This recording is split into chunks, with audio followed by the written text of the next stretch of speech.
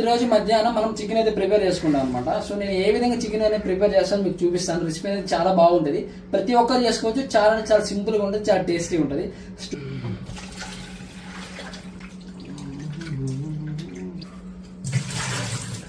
First అయితే pepper వేసుకుంటున్నాం. Pepper వేసుకోండి, చికెన్ మసాలా, ధనియాల పొడి, కారం, పసుపు, యాంటీబయాటిక్, చాలా ఇంకా అల్లం వెల్లుల్లి పేస్ట్ ఇది వేస్తున్నాను. కొద్దిగా ఉప్పు, సో నేనైతే లెమన్, సాల్ట్. మనకి చికెన్ మ్యారినేట్ అయిపోయింది, ఇందులో పెట్టేసి ఉడకబెట్టేస్తాను అనమాట. సో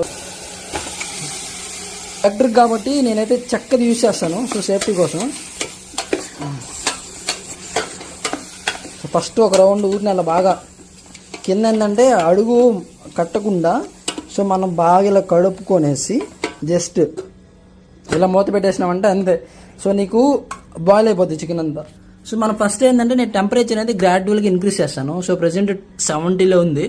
సో అలా దాన్ని 70, 100 వరకు తీసుకొని వస్తాను అనమాట. సో చికెన్ అయితే రెడీ అయిపోయింది. ఇప్పుడు చూపిస్తాను చూడండి మీకు.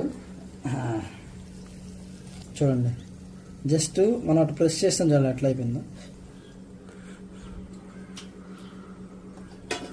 Summer taste